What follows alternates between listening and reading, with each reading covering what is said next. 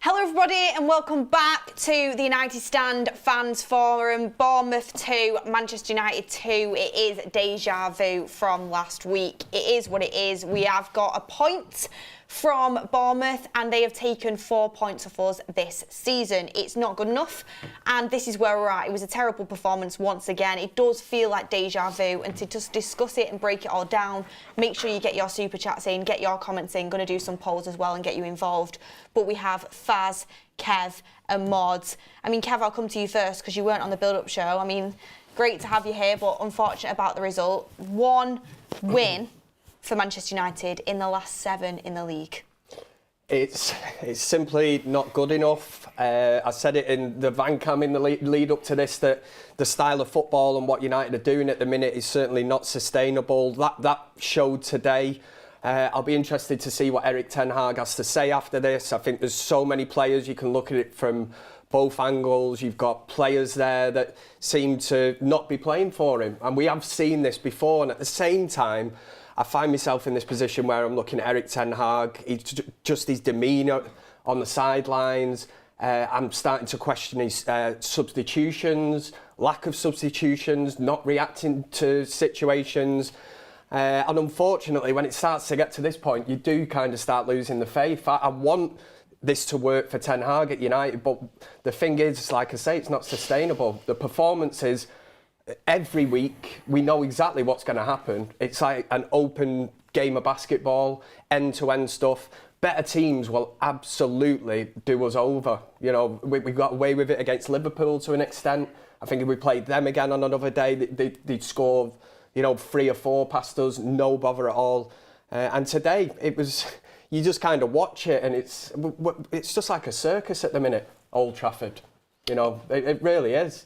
It is, and away from home, we are absolutely terrible. I mean, I said today, Mordzs, that Ten Hag could not get beat twice in one season by Bournemouth. He got a draw, but I actually put out a tweet and said, yeah, we might have got a point, but let's actually talk about the reality. And the reality is, we were outplayed, outworked by Bournemouth twice this season, and think about the pay of their staff and their players compared to Manchester United as well. It's like it's obscene to even think about.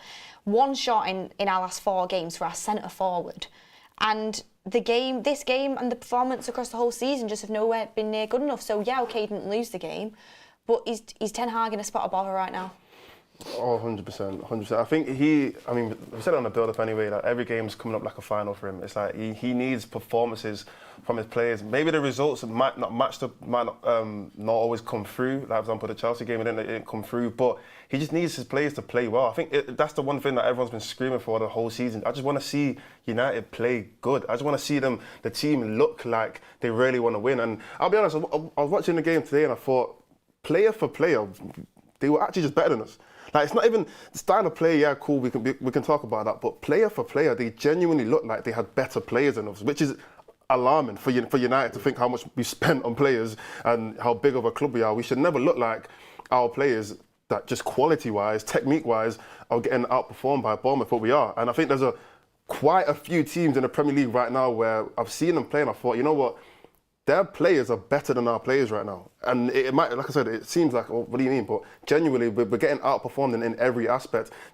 Defense, offense, strikers, and not strikers, forwards, and our midfield. Genuinely, they all look better than us. So it's becoming a bigger problem than maybe Ten Hag's realising. We've not played well in the Premier League over a full 90 minutes. One game that I can even think of where I was like, that was brilliant today. Yeah, that's really and convincing. We're in April. It's nearly the end of the season. We've got, 6 games left or something? Mm-hmm. I know we've got an FA Cup semi-final to look forward to.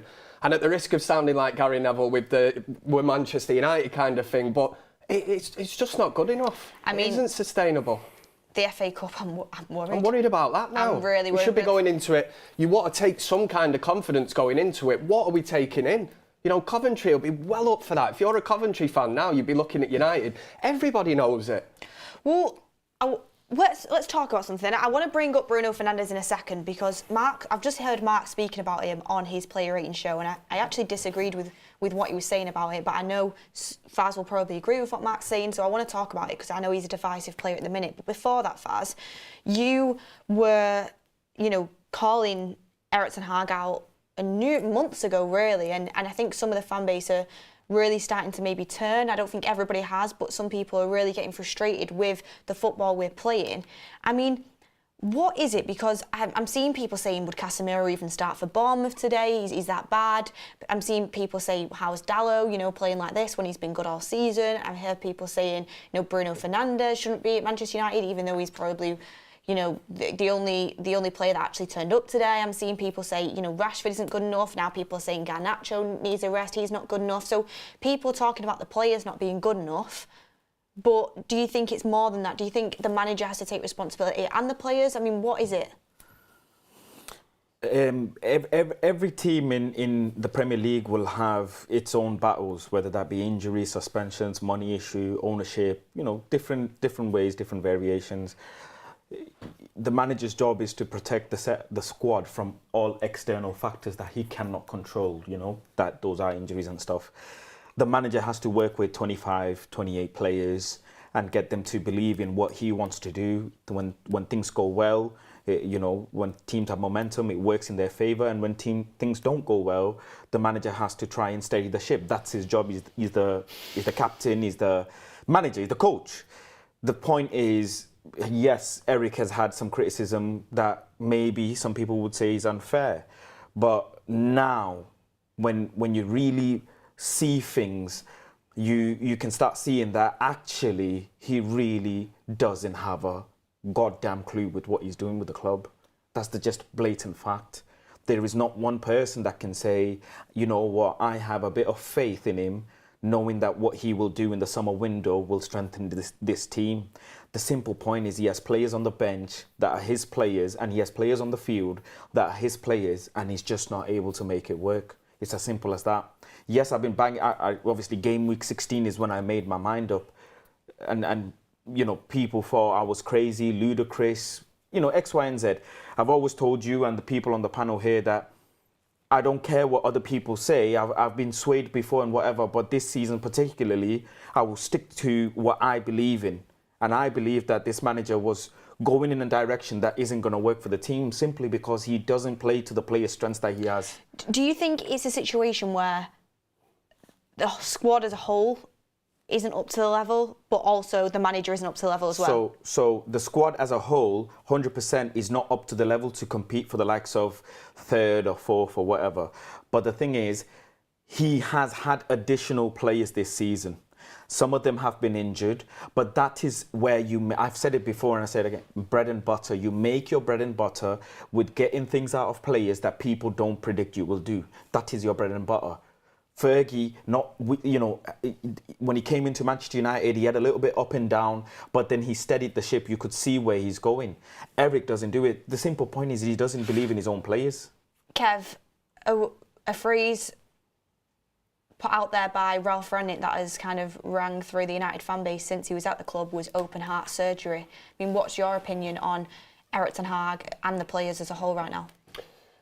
Ralph Rangnick was absolutely spot on. I've said it before, as United fans, us four sat here, anybody that's watching the United stand now will know that what Ralph Rangnick said at that time about United needing open heart surgery, it was just facts, pure facts. And Manchester United couldn't deal with that. There's a reason that he left his post shortly after that. He was supposed to go upstairs. That never happened because it's kind of propaganda. They do not like people speaking the truth. Ronaldo was sent away from United under similar circumstances because he talked badly about the club. They don't want to hear it. It's bad press. It's bad PR. And at the same time, I don't know that the team today. It's the first time I've actually looked and I've thought, especially after the first half, and I'm not being reactionary just looking at a 45-minute. You've got to take into consideration the whole season. We're sat here after every game, reacting to it. And there's been a few little positives through the season, but I think we know deep down that the players, to me, it just looks like they've given up. And I know we've got a 2-2 draw today, but there is something about the attitude. Certain individuals that are out there, it does not work. The midfield, like you say, Casemiro, the drop-off there in comparison to at this stage last season is absolutely huge. Marcus Rashford strikes me as someone who he can say all he wants about, United's his club and he wants to be here and this and that.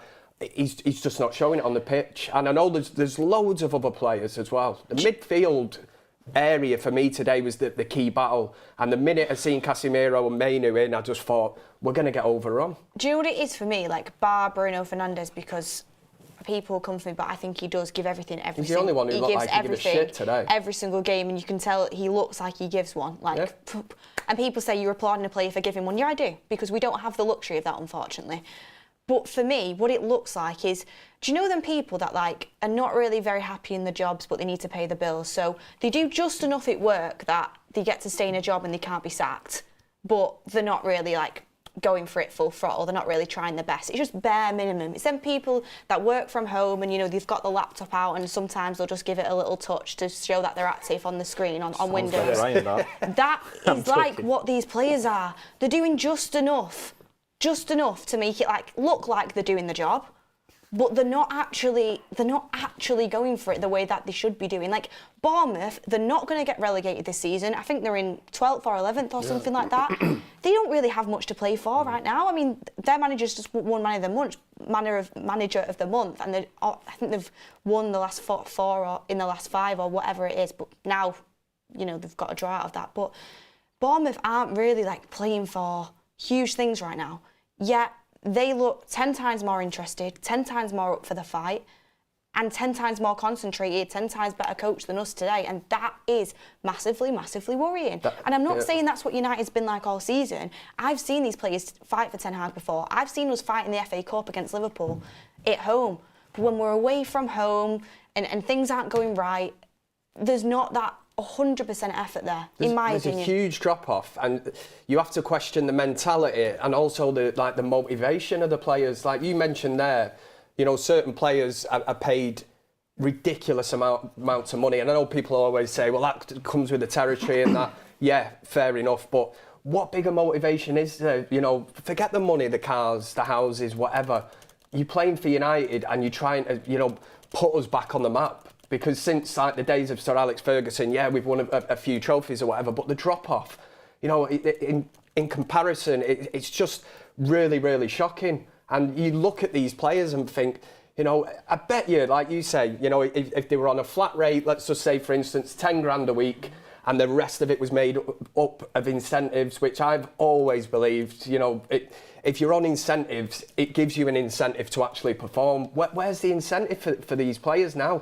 The ones that have been given the big contracts, the ones that think they've made it. But it's just shocking. And when you think of a player like Ronaldo who left United, that's somebody who was just driven himself to be the best. And even when he was back at United, Faz's mate Diallo, absolutely obsessed with Ronaldo. And obviously, even the fact that he's not been injured much this season, he must have looked at, Ronaldo's kind of training methods and that. Whereas the other younger lads in the team probably didn't. They seemed probably Ronaldo was a bit of a threat and a problem, but in theory, what a professional and what a career he's had. But those are what you're saying is perfectly right, because when you actually watch the team play, it's the players that have a reason. They're the ones that seem to be the ones that are actually trying to perform well. The ones that are trying to break into the team. They're the ones that are actually giving them out the utmost amount of effort every single game, like Kumbuala, like the Mainus, like the Garnachos, like the Hoylands. They're the ones who were pushing. They're the ones who were probably thinking, my space in this team isn't actually confirmed. Even though, I do play for United, I might not play for United next season, or some of them probably will, but they still have a lot to prove.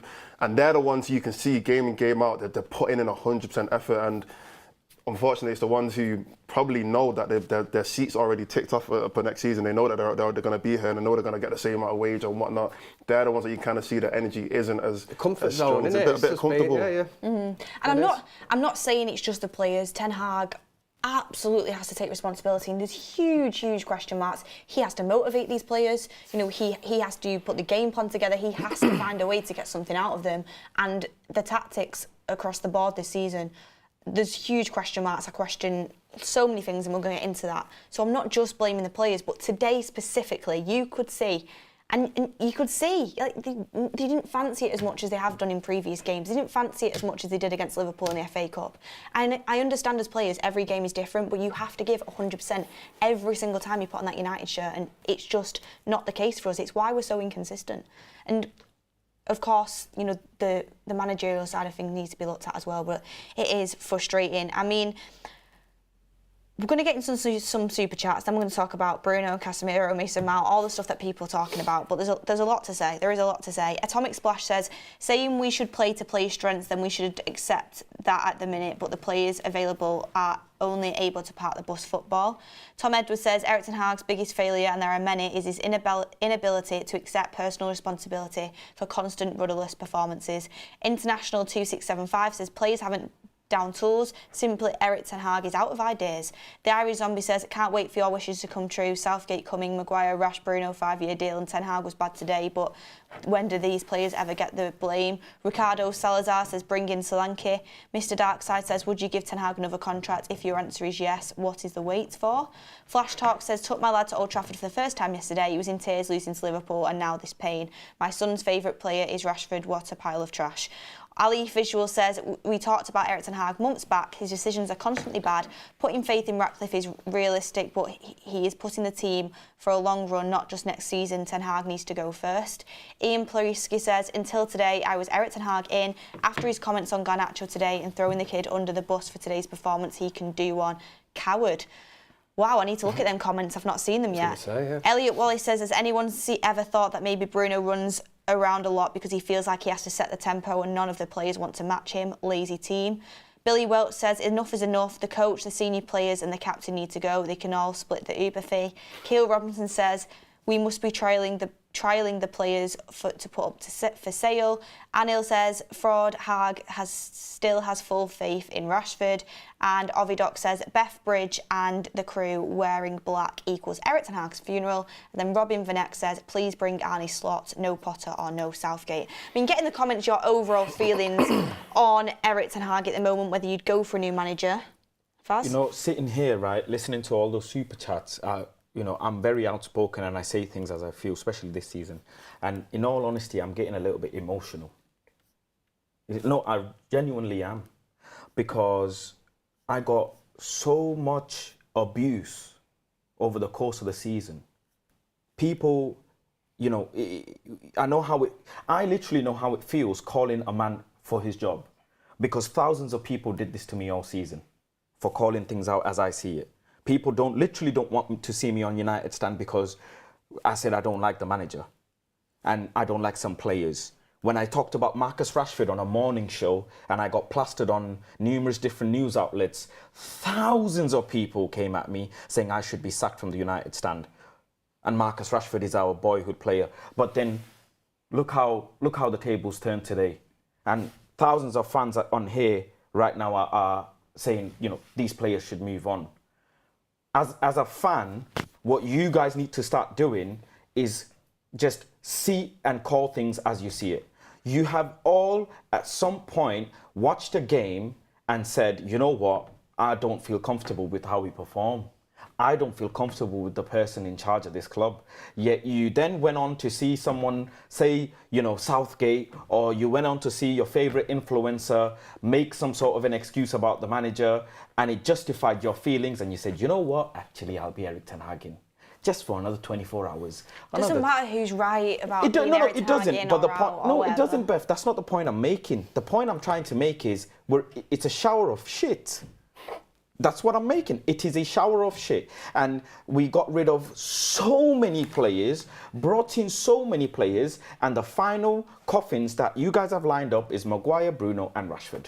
So those three players need to be shipped out. 3 players have to be brought in, and miraculously, Man United will be starting to create create chances for Rasmus Højlund again.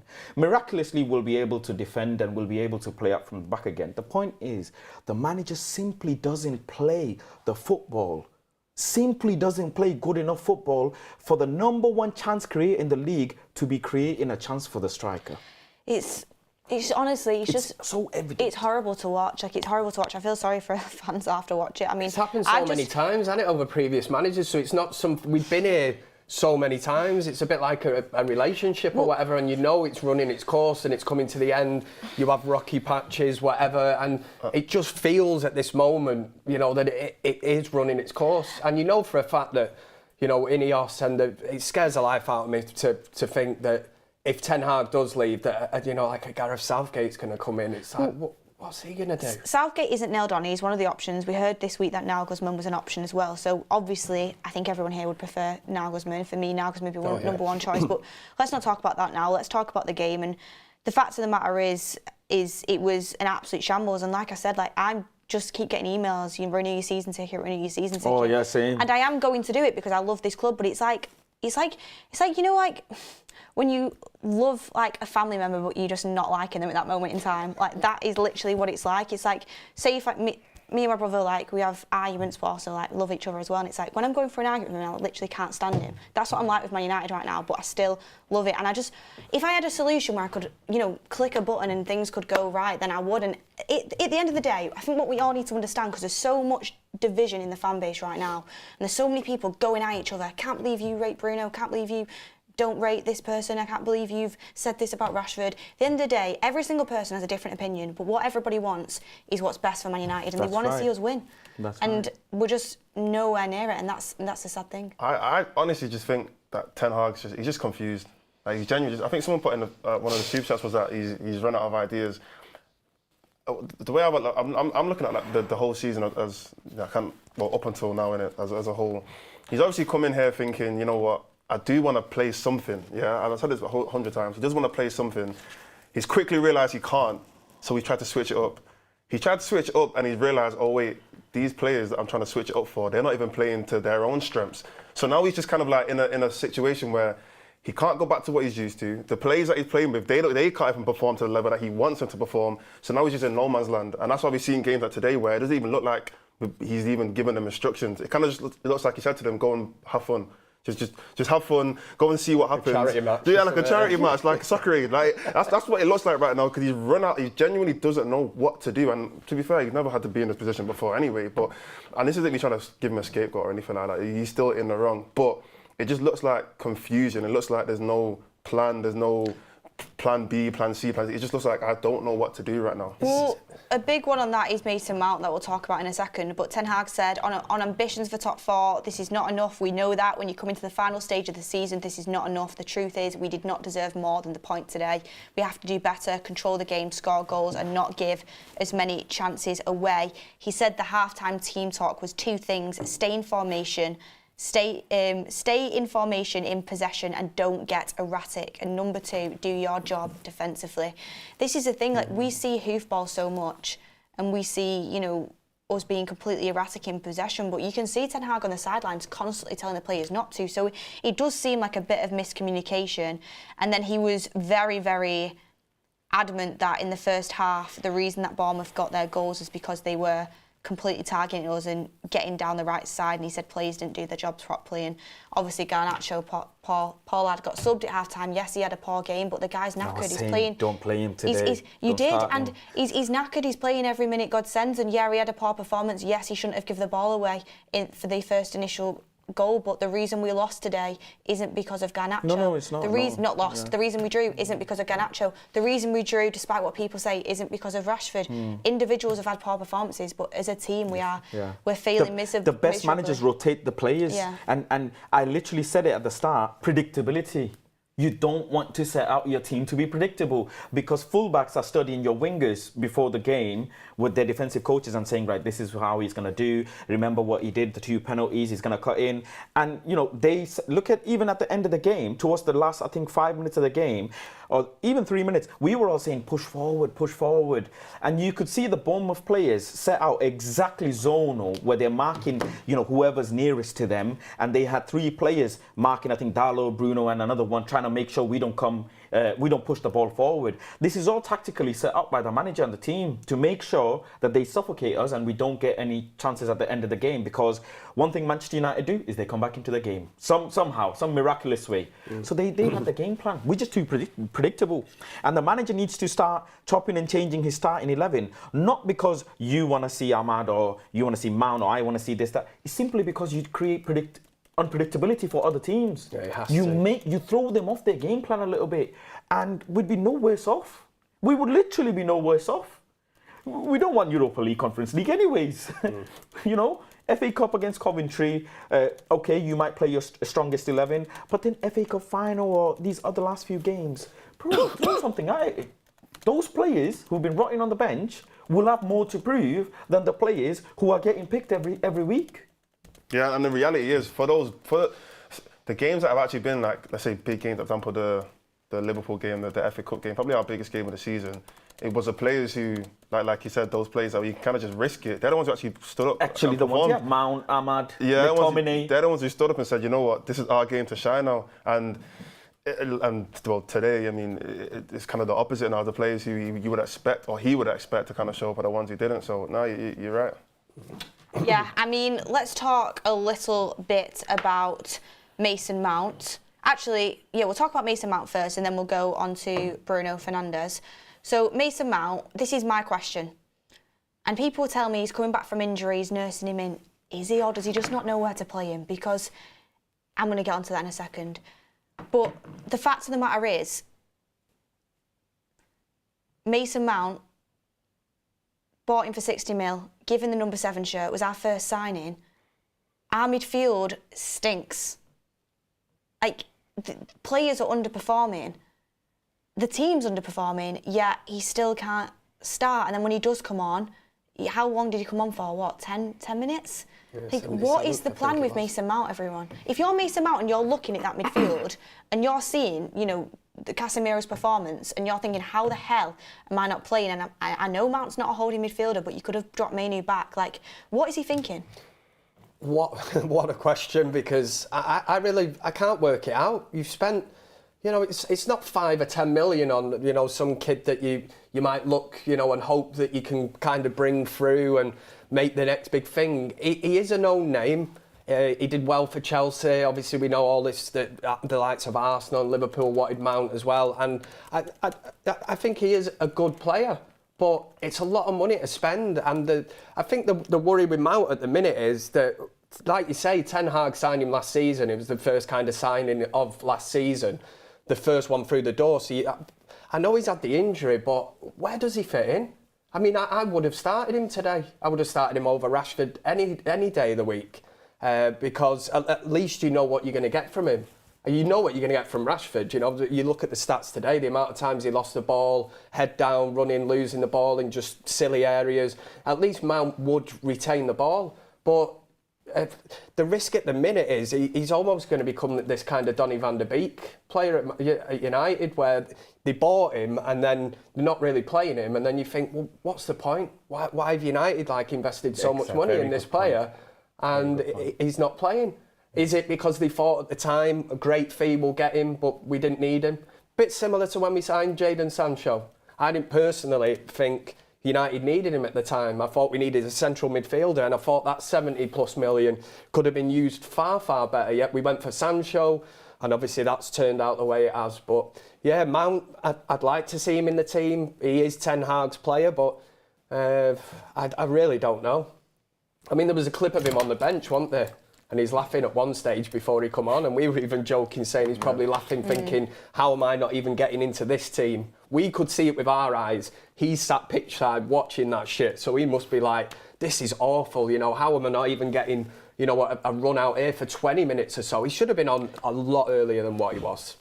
Yeah, I agree, and like you just know that next game. I don't understand why is he holding him back. I know he's been injured, but for him to be included in a squad, I always think if you're on the bench, you're fit enough to start. So you should be able to.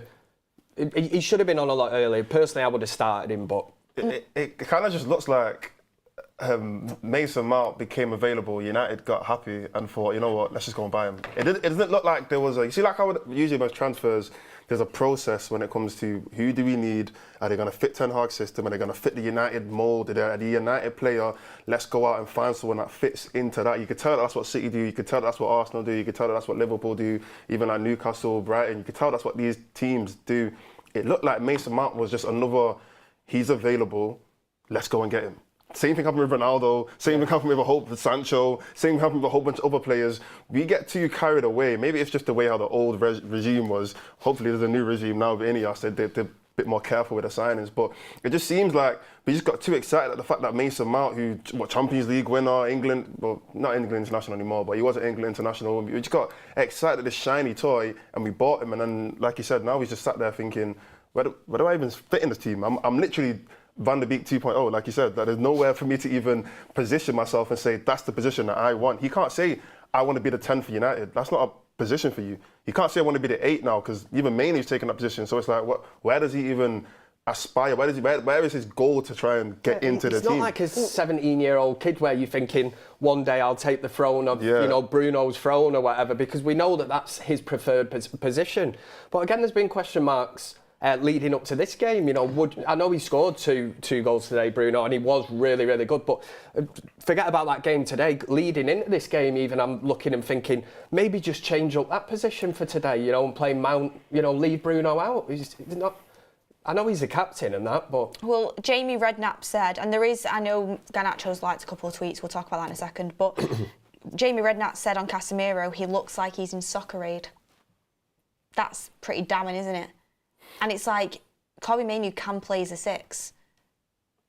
I mean, there was times that I'm seeing Casemiro play as the furthest midfielder forward. What on earth is going on? Like that, Ten Hag has to be looked at for that. Why is Casemiro the furthest midfielder forward? We are back, right? He's diving in for challenges because he knows he doesn't have the legs to get back. It's sad to see, it really is. Another player, like you say, he must have got wind of it, and I was absolutely delighted. I remember being on holiday at the time. We've signed Casemiro. I'm like, wow.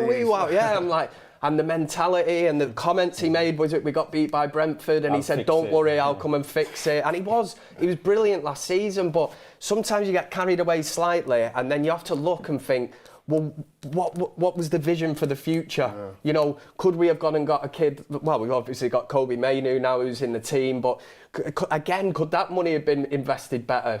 What did we have to show for it last season? A Carabao Cup, which he was instrumental in last season. Yes, a top 4 finish, but that drop-off is really, really worrying. And I know Faz thinks a left-back is like the key position, but we are back at this position we were a few years ago where I thought we'd address this, where the midfield is the key. Because at this minute, one pass 100%. wipes out our whole midfield. You've got Mainoo running around, I feel sorry for him. If you play Casemiro in there's no legs. Eriksen, no legs. Again, it's why leading into this, I thought, well, just try Amrabat with Mainoo. At least you've got legs, 2 players that can get up and down. The thing is, though, it's not even just like Casemiro's been absolutely shocking, do not get me wrong. But it's not even individuals as well. It's the structure of that midfield. The structure is a mess. And the fact that's been allowed to continue, and we continuously just getting cut open and getting cut open. Yes, Casemiro needs to move on. He's not good enough. But we're exposing his weaknesses continuously by playing a completely open midfield, telling him to play higher up the pitch when he doesn't even have the legs to get back anyway. When we do get broken upon, we get pressed off the ball or we get intercepted. Casemiro's in no man's land, and Mainoo's literally trying to get everywhere. Like you said. Yes, there's individuals that aren't good enough, but the structure is just completely wrong too. It's such a vital part of the team. The fact that isn't, I mean, we do shows with Romano, the fact that isn't a priority this summer, only if Casemiro goes, is huge red flags to me, because that's one of the biggest issues that we've had this season. And left back, I mean, the issue is, we've got too many priority positions because we're so poor. You've got 2 centre-backs, you've got a left-back, you've got a midfielder, you've got a striker, you're talking about Elise in here as well. It's it's impossible to do in one summer, but United need a complete transformation, and that's where we're at. Quickly on to Garnacho. He has liked 2 tweets recently on Twitter that have just been sent to me, and a lot of people are talking about. If this is his real account, is it his real account? I think it's his real account. Yeah, it is. he's like two of Mark's tweets, actually.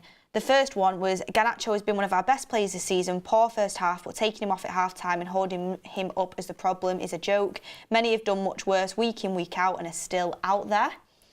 Next one was Ten Hag subtly,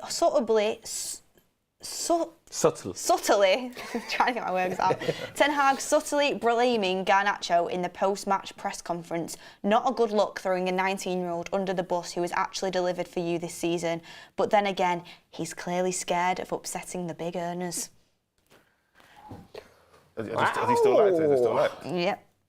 Wow. Thoughts on that? Well, what did he say though? What did he say? The fact that Garnacho's liking tweets, if that is his real account, I don't know if it is. It is. About Ten Hag being scared to upset the big earners is damning. That's huge. It's damning. That's a story in itself, really. Well, a couple 24 hours, that would be unliked. The soap opera continues, but I'm going to be honest, Garnacho ain't wrong and Mark's not wrong. Like, there's been players that have made continual mistakes and been not called out once. Garnacho has a poor half, and yeah, okay, he gave the ball away quite a lot. But come on, let's not pretend we've lost because of him. Would they still be on the coach on the way home now? Yeah. So you've got, like, Garnacho liking a tweet. They might be staying over. Yeah. You'll have Rashford at the back of the bus standing up getting a notification going, what's this tweet that you've just liked here? Alejandro. What does that tell you about the changing room?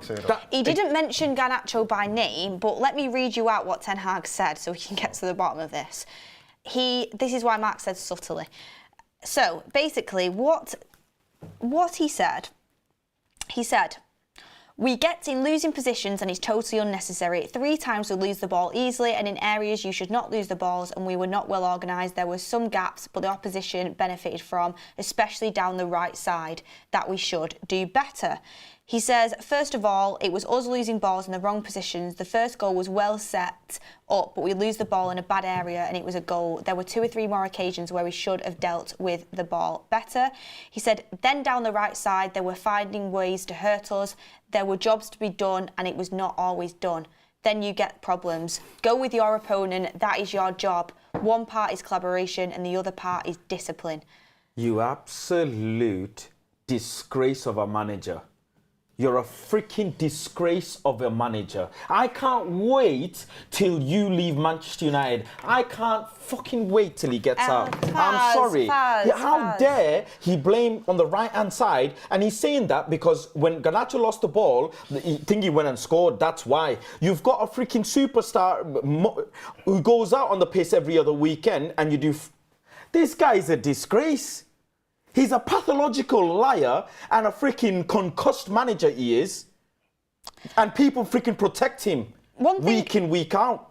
One thing I would say is Erik ten Hag is right in the sense of that did lead to the goal. But the issue that I have here is he's calling that out in today's game, but there's been several occasions across the season where players haven't tracked back, haven't put the effort in, and you've not heard a peep out of Ten Hag apart from the fact is they're motivated to do well, they're motivated to win. It's 19-year-old Alejandro Garnacho that's obviously lost the ball on this occasion, and that's what he's talking about in his post-match presser when he's not spoke about anyone else all season. Not great management. That's the issue we're having. Ten Hag's right. We did lose the ball too much. We did get beat down the right-hand side. But if you're going to call it out today, make sure you call it out for the rest of the season when we have other players that aren't tracking back, we have other players that aren't doing the work. You can't do the double standards.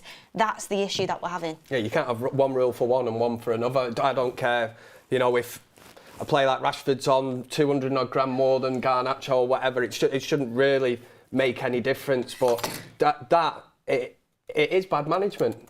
In any walk of life, whether it's sport or any job, if you're talking about somebody like that, like you say, that we would probably consider as the future of United, the likes of Garnacho, Mainu and that, it's not a great look. And you can talk about player power, whatever you want, but that's just nailed it really there, and it confirms that the unrest in this dressing room. I know stories will surface week in, week out. The players aren't behind Ten Hag and that.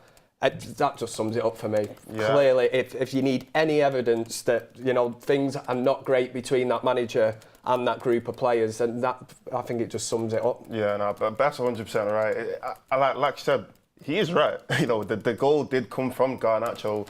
And obviously, Kamwala he slipped, and it was a bit of a mistake. But you could defend a player that young sometimes and think, I'm not going to go in. I'm not going to go at him. And I mean, has he not learned his mistake from Sancho? Like, has he not learned that maybe certain players you deal with them in certain ways? And we spoke about this when the whole Sancho saga went on.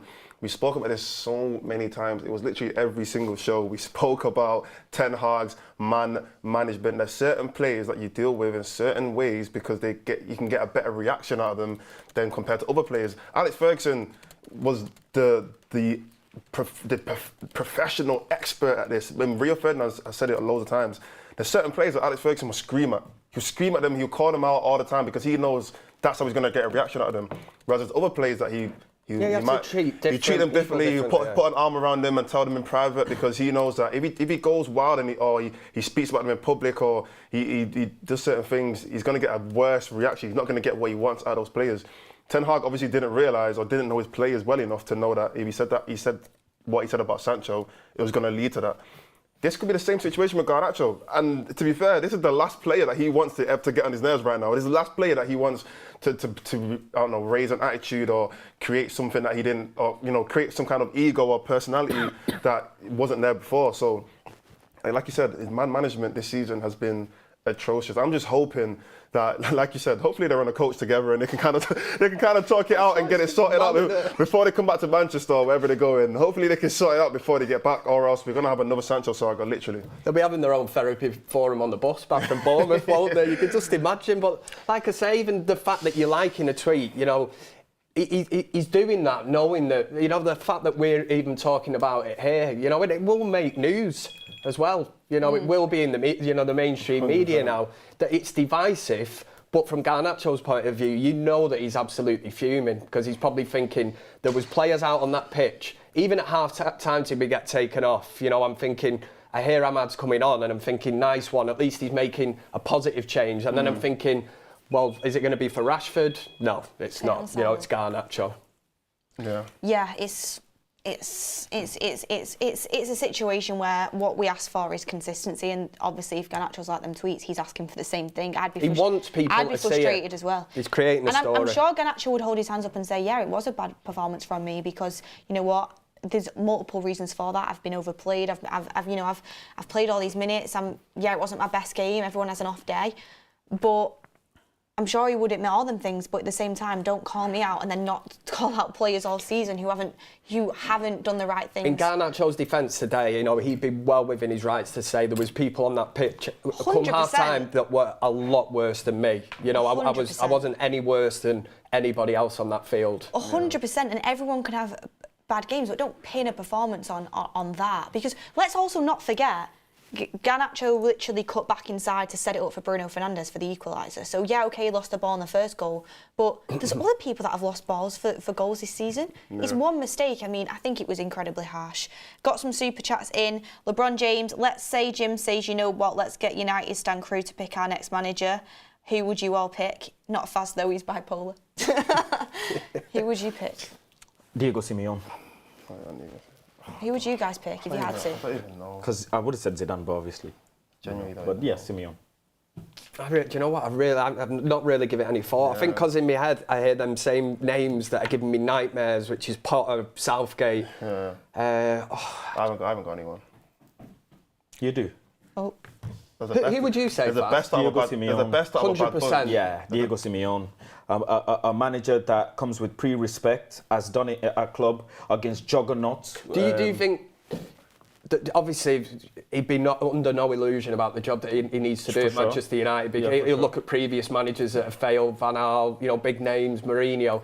You think that he could come in and restore this club or get it back to somewhere where it was, back on the map? If there is anyone right now who's in a job actively establishing, real foundations at a club, it is Atletico Madrid and it's Diego Simeone. And his football is not defensive for the fickle fans out there. Am I right in thinking Simeone is the best paid manager in the world? Correct, 30 million a season. Absolutely not. Is there? 30 million. Absolutely not. I would rather have a manager who's the most paid in the club than a player who goes on the piss. And Right, I mean, that's just ridiculous. that's just what? No, it's not. That's just ridiculous. That's not how you compare it. That's not a Well, comparison. I'm sorry. Well, Marcus Rashford is. No, why are you bringing Rashford into the argument? I'd rather I'm have asking a about a manager. Rashford will still be there, you know. Why are you Rashford will laughing at still be my there. Because players earn so much money that it inflates their egos. That's what they do. No, That's I get what that. happens. I get that. He would still be at the club if Simeone came. I No, get he that. wouldn't. That's Your why. point is you want a manager who's in full control. That's right. I get that. You guys laughed at all of my opinions all season, yet we're here crying about the freaking shit show this manager's doing. Of course, I want a manager who'll come in who nobody can disrespect. There is not one player in that changing room that can disrespect the likes of Simeone or Zidane. There's not one. Yet you've got this donkey of a manager who's won a chicken change freaking cup in Ajax, coming and telling Varane and Casemiro want more football and playing up from the back and whatnot. Can I just say, we've had Jose Mourinho, who was that sort of manager, and he failed at No, he didn't fail, actually. No, he didn't. Well, he got sacked. Yeah, he Whether got he sacked, should have but or he didn't shouldn't, fail. but- He didn't fail. And this guy would have got sacked if Ed Woodward was here. Yeah, but that's what I'm saying. What makes it different for Simeone then? Because Omar Barada, because Wilcox, because Brailsford, because Sir Jim. It's clearly the structure that everybody bangs on about. So why can't a new manager work, new good manager who's proved under a structure as well in Atletico Madrid, do the same here? Look, Ron James says, didn't I say not Faz? He's angry now. Because he said you were Yeah, bipolar. because people gaslight me. No, people gaslight me. The fact is, everybody has turned around and realised how shit this show is. No, I'm sorry. I know you're upset. But you're entitled to your opinion, and you're entitled to... Simeone is a very, very good manager. Personally, I wouldn't want him, but I can understand your points for wanting him. I really can. I can understand. I mean, you guys don't have an answer for that one? Not really, I'll be honest. Okay. I just think it's such a huge job. God, you know, for anyone that's going to take it on, I've seen so many managers in a relatively short space of time at United just come in, fail, and we all sort of point back to the fact of the Glazers and the structure's not right at the club, and people will say that Erik ten Hag should be given time under this structure. Let's see how he can work and that. But as Simone, I mean, he basically has 11 players on the pitch that are like mini Simones, you know, or how he used to play as a player. You know, he would want a team that battles. One thing he would do is probably start with the defence, which is what Mourinho, you know, did try to do at Manchester United. Just a quick question for you guys. Yes or no answer, then I'm going to go through some super chats, then we'll talk about Bruno. Do you think Ten Hag's gone? Oh, yeah. Yeah. Unfortunately. Yeah, I agree. I think he's gone. I think writing's on the wall. Keil Robinson says, Faz spitting facts. Perkle says Simeone has been at Atletico for 13 years, has a contract till 2027. He's going to be expensive, and you're definitely going to whine about his playing style too. No, I'm not. I actually enjoyed his game against Dortmund. It's you who don't watch Diego Simeone football. So stop telling me what I will think or not think. This is what you lot did all season. And funny enough, if you think that another manager will fail and you've predicted it, tell me the lottery numbers as well. Lee J says Erik ten Hag walked out post-match interview when told finishing 8th is the worst Prem history for United. Time is up. Did he actually walk out of an interview? Can someone confirm that? Mazwi Laluma says, where was Diallo this time? Don't wind Faz up even more. He was awful today. He was awful, absolutely awful today. Maybe that's what he meant by the right answer. But you don't mind with Diallo because he has been Mr. Consistent up until today. You know, he's the one player. Well, I would say he's United's player of the year so far. But Chelsea, you got smoked as well. Yeah, but you know he has been consistent in comparison to a lot of other players that have had no level of consistency. I agree with you, Kev. You know what it is with Diallo? He's such a confidence player. When he's playing really well, he's consistently playing really well. Like last season, do you remember when he had that start of the season? Then he got injured before the World Cup, and then he couldn't get back for a bit. If he makes a couple of mistakes or he has a couple of bad games, he gets in his head and he goes. His form drops off a bit. But as an actual player, when he's playing at his highest level, he's great, and he's been super consistent this season. But when he does have them games where he's not what you expect of him, it does get to him a bit. I've noticed that.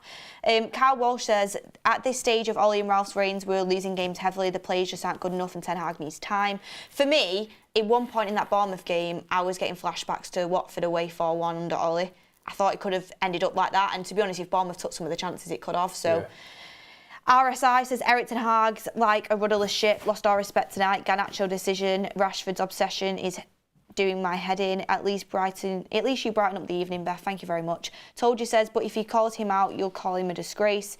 Broadmon says Ten Hag never mentioned Garnacho. That's why we said subtly insinuated. Ankit Singe says hoofball, pressing like a child and 2 tap-ins that you could score, Beth. Bruno isn't a championship level player as well. Bruno, what are you going on about? You said Bruno is married. I don't, what? Thank you. The Irish Zombie, question for you, what's more of the problem? So you're saying Bruno's married, so apparently, yeah, I want to marry Bruno Fernandes because I think he's a good football player. Have a day off, mate. Jesus Christ. Oh, I just got it now. The Irish Zombie, question for you, what's more of the problem, the players or Eric Ten Hag? We can't have both leave. Ten Hag will clear out Maguire. Julian might want Rashford Maguire. We spoke about that, we think it's both. Pengas92 says, why is our standard praising our captain for running? If fans like his running, go watch a marathon. Bruno's football fundamentals have been rubbish for 12 months. Clint says, Ten Hag seemed to be blaming Garnacho. Big turning point for his backing with the team. Also, Rashford staying on is pushing me closer to Ten Hag out. Ali Visual says, Bruno off the ball reaction is toxic. Other players are picking up this trait after him. He's better play without the captain's armband. Atomic Splash says, saying we should play to players' strengths and that we should accept them. I've done that one. Thank you everyone for your super chats. And Harry says, you need to understand that nothing is changing. The structure isn't there no matter what players manager we have. Eric Key says, so under this structure, how many managers will it take that it is down to the players? And Ali Visual says, I feel like Diallo needs to switch to a right wing. He's consistent in putting in crosses and beating defenders, but he can do the work up front. And Mike James says, the people want failed wonder kids to happen, Mordzs, make it happen. And we've got Amir Khani saying the United stand are quick to criticise Rashford but never once mentioned he had to play with 8 different right backs this season. I think you mean left backs there. But anyway, quickly on Bruno. Personally for me, I think he's one of the most overhated players in the league. I think he's a very talented player that's had a poor season. I feel sorry for him. Keep laughing at me in the comments. I know people will disagree. I think he's had a very poor season, but I think at 29 years old, I think it's a real shame that he's stuck in that team because he actually, if he was playing in a good side, he'd be so much better respected. Today, he's had poor games this season. He's been poor for a few games, but today he actually turned up and looked like the only one who really was bothered about winning. Yeah, okay, you could say the first one was a tapping, but it was a very good goal. His shooting again was excellent. He was trying to make things happen. Yeah. That's what I can say. It's not a one-man team at the end of the day. I mean, but what do you guys think? Jamie Redknapp said that he thinks he gets unfair criticism and that is a player that United should build a team around. Ten Hag was singing these praises. He looked genuinely gutted at full time. In the Liverpool game when we drew, I was at that game and he was fuming, you could tell. It's really getting him down and he looks like he cares. But ultimately, what are your thoughts on his performance today, everyone? I thought it was a good performance. I don't agree with Jamie Redknapp in the sense of building a team around him. I said that earlier, surely, a player like Kobe Mainoo, if you're looking for the future, you've just mentioned Bruno's age of being 29, I think once you hit that kind of 30 role and once he gets into his early 30s, he will start to, calm down his performances. He plays on the front foot, very erratic, and I think that United as a team, in some sense, when Bruno has been out of form, which he has been this season, we're talking nearly a full season, games here and there. I mentioned the word consistency, but again, it applies to so many players. But I think the players around him sometimes have failed him. It does look like Bruno just goes off, sets off running, but you need your Rashfords and Garnacho, Anthony, whoever it is, to work in tandem and move up the pitch, set the press. And sometimes when they don't do that, it drops down. And you've got the likes of... he's just doing it on his own a lot, Bruno. It does look very erratic, like he's trying to be Superman and run around the pitch and that. But for me, he's trying to overcompensate for the underperforming team. He's wearing the captaincy, so he's probably trying to put a little bit more effort in as well and show what the club means to him and that. But long term... it's going to be a position that we need to, replace. He's overcompensation as well for him underperforming and for the team underperforming takes away from his game. Mordzs, did you want to come in? Yeah, and I was going to say, with Bruno, I mean, we had a whole debate about it. I think as a player, he's a good player. And I think if genuinely people think he's not a good player, I don't think you're actually watching him. I think you're just basing it off like form. It's like Pogba. Pogba's a good player. It's just form. Yeah, he was a superb player, world class at points, but his just form was terrible, inconsistent and whatnot. But as a player, he was a good player. And I feel like the thing with Bruno is, no, we should definitely not build a team around a 29-year-old. That's unless you're like Harry Kane or someone, like you don't really build a team around a player at that age or that point in their career. However, I do think that the way how people say Ten Hag's instructions. He's not instructing the players to play in a certain way. If you just instruct Bruno, and he's not like a child, you can tell him what to do. If you instruct Bruno in a particular, or to play a certain style of football, you've got a quality player who can fit into a good system. And maybe, yes, that is Ten Hag's fault. Yes, but like you said, Ten Hag is just not telling him the right things to do. But it's like, for example, you look at someone like Jack Grealish.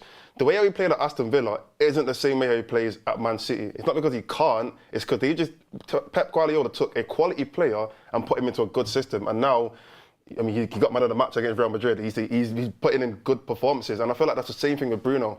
Because he's not got that instruction, he's not having the right instructions to play a certain style of football, he's kind of just having to do everything himself, or kind of just having to drag the team on his back. And that's why he's getting caught out so much and being found out by a lot of these teams, because sometimes he's by himself out there. Do you know what all you have to do is watch him play for Portugal? Yeah. He looks a total different player in a system. You know, brilliant players, great team Portugal, really good players surrounding with him. Looks like an absolute different player. And he probably feels more at home playing for Portugal than he does for United. For that reason I've just said about the system, the press, they all know the jobs. So you don't get that Bruno that's just, everywhere. He seems like he's just running around like Superman. I massively agree with you on that, Mordzs and Kev. I thought you made an excellent point, Mordzs. Here's one for you. Man United are 4 points fewer after 32 points... Sorry, let me start again. Man United are 4 points fewer after 32 games this season than they did under David Moyes in 2013-14. Also, Ten Hag did walk out of his press conference. He got asked about the possibility that Man United could have their worst Premier League finish in 8th, I think it is, this season, and he said that he doesn't want to answer them questions and left. Can't handle the truth. So he's the writing on the wall. I think when stuff like this starts to happen, you know pressure's getting hot, getting ramped up. We've seen it so many times. To the people as well who say, oh, Eric Ten Hag can leave Manchester United, go to another club and do so well. So you can't just keep him for that reason that you might do well somewhere else. Last thing I wanted to bring up, because Ricky wanted me to bring in this point from sunny Spain. He's off for a curry. He said, "I'm well jealous. I'm well jealous." I can't think of anything worse going for a curry abroad. Really? Yeah, I agree. Go to Spain. Can I be honest? You're right. That's the typical Ricky, that. Are you mad? You'd be sweating like mad, and then they'll be You going want for a chicken tikka masala while you're in Spain? When I went to Portugal... Or a vindaloo, sweating your armpits? No, because I don't... First of all, I don't sweat. That doesn't happen. So let's rewind here. That doesn't happen to me. What happened to you?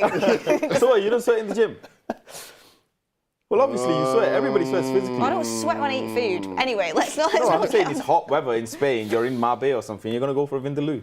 I don't have a vindaloo at the curry house. Anyway, curry on holiday, yes or no? Get in the chat. I had an amazing one in Portugal. It was unreal. That's why I'm thinking about it. But I suppose it depends what type you're going for. You know, somewhere somebody's just tuned into the stream and they see the United stand and they're like, what are these on about, man? Talking about curries and...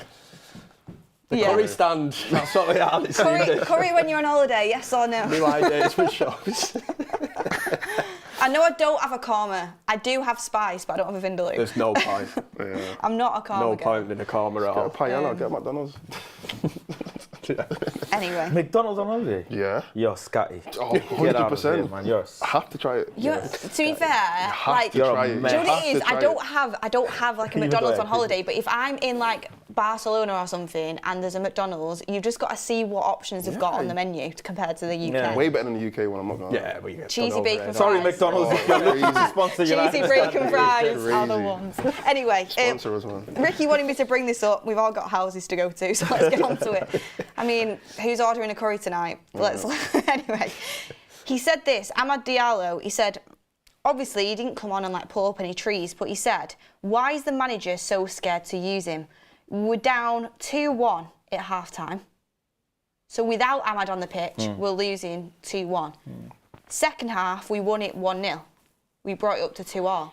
He said, of course, Ahmad wasn't really involved in the penalty and he didn't pull up any trees, but why is he so scared to use him? Because it's not as if we're doing worse without him. If anything, we did better. We had an overall better half. So obviously, Ten Hag's only got a few more games left if he doesn't make it past the end of this season. Coventry's huge next week. But should Ahmad Diallo be in a shout with more minutes? With what you think of the FA Cup goal against Liverpool? I know he got sent off, which then meant he missed the Brentford game. And I remember in the build-up to the Brentford game saying Ten Hag's had a really big call taken out of his hands. It's kind of made it easier for him for that Brentford game, because I know for a fact that fans would have been screaming for Ahmad to start against Brentford.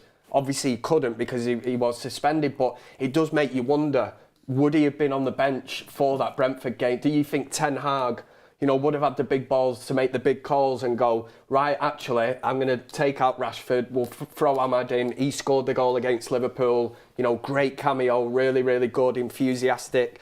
But that was taken out of his hands. And then you think in the Liverpool game the other week, maybe he could start again. And he doesn't. I don't get it. I really don't get it. I think you've got a really good player there. You only have to ask any Sunderland fan when he was on loan at Sunderland, what did he score, like 12, 13 goals in the season? They would have him back, and maybe they need to get on the phone to Ten Hag and tell him how good he is, because he is really, really good. What's the phrase you use, Kev? Which one's that? About the big calls? The big balls to make the big calls. That's what Ten Hag needs, doesn't he? I mean, 100% Ahmad should be playing now. There's no doubt about it. You can't hold him back, and obviously there was a story in the week that he might leave. I would be at that point if I was him, because I would be knocking on the manager's door. The same with Mason Mount. And there'll be loads of people knocking on Ten Hag's door on Monday morning in Carrington, because there'll be so many players, what's going on. Now he's going to have to speak to Garnacho. There'll be loads going on. He's had loads to deal with, but at the same time, a lot of this could have been avoided, and he's brought, some of this stuff on himself. So I can't really defend, I'd be daft to sit here and try and defend him 100% and just sit here and say, no, keep Ten Hag in and all, I'm certainly not saying just sack him or whatever, but I know the way it's going to go, and it really doesn't matter what I think. It's the club will make this decision in the summer. Yeah, I mean, it's going to be an interesting one. Last but not least, the last final question before we depart from the therapy forum. Coventry, FA Cup next week. The only saving grace to save some of our season is that trophy. I can't believe I'm saying this, but I've got to give respect to Coventry. I mean, they recently beat Leeds, who were doing really well in the Championship, and they, went toe-to-toe with Wolves, and I know Wolves were injury-struck, but they actually deserved to win that game. They played better than them. I mean, United in this current state, I won't bet on us against anyone right now, honestly. You could put Mordzs and Faz's Sunday League team together and they'd give him a go. But Faz in the midfield against Casemiro, I reckon he'd do him. Faz or Casemiro, who should we start? There's a genuine debate. Get a poll running. Hold on, firstly, who put me as a CDM anyways? Who's decided that? It was your choice. I just did that for one odd game, but... But anyway, Coventry are going to be right up for it. Yeah. I mean, are we nervous going into that game, guys? Yeah. How do you take any kind of confidence into this? I think the they'll be well up for it, won't yeah, they? that's what I'm going to say. It's a bigger game for them than it is for us, realistically. Because I said it at the start of the show, and I'm going to say it again. Every game for us right now is supposed to be a final, and we're playing like this. So what happens when we actually play a semi-final? Yeah. Are we going to play like this again, or are we actually going to turn up or something? Whereas for them, genuinely their biggest game of the season. They're playing at Wembley. They can go to the final. How many of these like fairy tale stories have we seen about the FA Cup where a team like Coventry will go? Remember Wigan when they won against City? Like it could be another repeat for them. So this is they're gonna put so much heart into this game. If we don't match it, our quality isn't going to take us over the line. That's facts. Yep. Our quality is not going to take us over the line. The only way it's going to take us over the line against a team like Coventry next week is if we put in 200,000% and we actually go out there and we try and bully them almost. Pretty much say to them, we're Man United. We're not coming here to play around. We're coming here to show you that we're the bigger club and we're the better team. And if they play like they did today, if they play like they did against Brentford or whatnot, we're gonna get beat. That's just facts. So and it'll be huge on team selection as well. This is where I've said it about Erik ten Hag the other week. I said the teams that he's selecting at this moment in time, there's people are not being rewarded like the Amads. For good performances. Certain players are still in this team that absolutely baffles you. You're like, there must be something written in the contract. How are they starting every single week? He's got some big calls to make next what is it, Sunday? Against Coventry, because his job is on the line. You know, it comes down to him now, and there's certain players in there. Why is he showing so much faith in these players who aren't repaying that? You know, it's absolute madness. And what do they say the definition of insanity is? It's trying the same thing over and over, you know, getting the same result. But yeah, it doesn't work, does it? Well, fans use that argument saying trying the same things over and over and getting the same results and wanting the same thing is delusional. But then the manager's doing that himself, trying the same things with the same players. So who's delusional, me or the manager? Yeah. And I dread to think come next Sunday if United do get knocked out of the FA Cup. I mean, it's going to turn. I'd put a bet on to say that he'd get fired after that game if he got beat, and it was a convincing. And that would be our season over. You know, forget fifth and fourth place or whatever in the Premier League. That's to be knocked out at that stage, and then you'll probably get some fans that'll probably be looking now and going, well, what's the point of actually beating Coventry to get through to the final? You're probably going to face Man City. But don't get me wrong, I want to be in that final. Yeah, you know, it's a one-off game, and like you say, if they do decide to turn up that day and we can put 200 million% in, you know, we might have a chance. But we'll see, won't we? Yeah, it's one of them where obviously we'll go going down to London. We're in London, aren't we? And I am the thing. This is my issue, right? I'm having. Obviously, I want us to get through and play in the final, 100%, and I think we will. But you know what? I genuinely wouldn't bet on us against any team right now. But if City beat Chelsea and it's United City final, we could get absolutely embarrassed. 2 years in a row. 2 years on the bounce, and it's just like, it's the lesser of two evils. I don't know what's worse. It's like you beat Coventry and you get beat by City and they win the treble again, or you just lose to Coventry and you don't play City. Yeah. Coventry probably have a better chance of beating City. Yeah. Coventry would be well up for this, man. They'll look at us. They'll put more of a treble fight. A fight to stop the treble than we did last season. Yeah. Oh my me, it is honestly, it is bad. Anyway, going to do the last super chats and then get on to the final four. By the way, nobody mentioned Bournemouth have injuries as well. By the way, Bournemouth have some key players out injured as well. Yeah. We didn't mention that. Oh, quickly, man of the match, if you're going to give one. Quickly. Bruno Fernandes. Yeah, Bruno. No doubt about it. Okay, they said Bruno. I'm going to say Cambuala. Huh? Yeah. Okay. I actually don't think Cambuala had a bad game. Okay. I'm gonna go Bruno as well. Ellie Boy 88. Would FA Cup be enough for Erik ten Hag to keep his job? Would it? No. Yeah, the way I'm looking at it now, I don't think it would be. You know. And PK Fizzy says, have you checked Garnacho's like tweets we spoke about earlier? Amir Khani says, oh, I've done that one. Thank you everyone for your super chats. Ali Visual says Ten Hag is finished, but we will win big in the next match. I mean, I hope we do. I really hope we do. And the poll for Curry on holiday is 50-50, yes and no, after nearly 2,000 votes. What, did they actually run a poll? That's crazy. 50-50. That's crazy. Well, let's tip it over to you. Come on, guys. Vote on the yes category. Why would you want a curry? You're abroad. There's so much food to try, so many different cultures. I love trying different restaurants and different cultures and stuff, but, you know, sometimes you just want a bit of home comfort. Each to their own, innit? Yeah, I suppose. You're going to have fish and chips whilst you're in Dominican Republic or something, innit? I mean, it depends if they serve a good version of that. No, you can't have fish and chips. I'm joking. I wouldn't. You see? I wouldn't. I do. Honestly, I wouldn't. I just have a very soft spot for Indian food. I love it. But anyway, less about that. I know a few nice spots actually. I'll recommend to you. Yeah, Dishoom. It's a nice one, isn't it, Manchester? No. Oh, you've got better shots. Yeah, I got some better ones. Better ones, okay. And right, okay. Anyway, guys.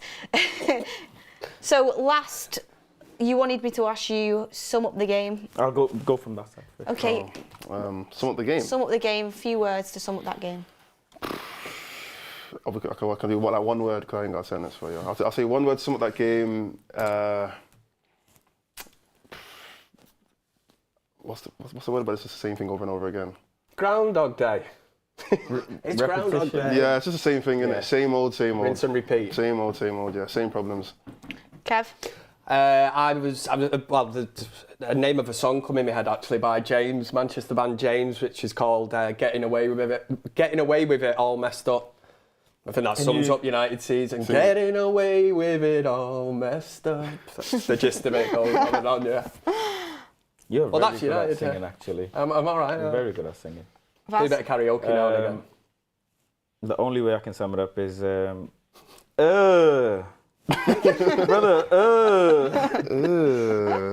what's that, brother? That's it. That's all I can sum it up. I'm glad you remembered that. I'd actually forgotten all about that.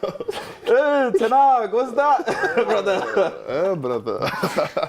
That's the only way to sum this up. Oh, do you know what? I feel better coming out this show than going into it, and that's the main thing, isn't it? That's the main thing. Go on, your turn. Oh, yeah.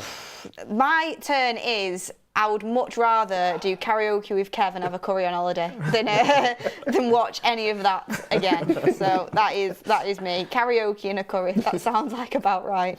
And yes, we won by 1%. We won by 1%. Absolutely buzzing there. So yeah, Faz, you've got two things you need to do. You need to take Mords for Nando's. You need to take me for a curry. And Kev, you name your thing as well that you want. He's just old. Karaoke bar. Karaoke bar, that's it. TUSD, Well, everyone, No problem. thank you very much for tuning in. We appreciate your support throughout the Fans Forum. Yes, the football is horrible to watch, but we've got the community to get us through. And at the end of the day, like I said, we all just want Man United to be back, and we look like a far off it at the moment. But until then, we have each other to rely on. Thank you, everyone, for watching. Enjoy what's left of your Saturday night. Enjoy your Sunday as well. Don't let the football get you down. Watch a nice little film tonight, or do what you want to do instead of watching Match of the Day. But enjoy your weekend, everyone. Hit a like on the video, and we'll see you on the next one.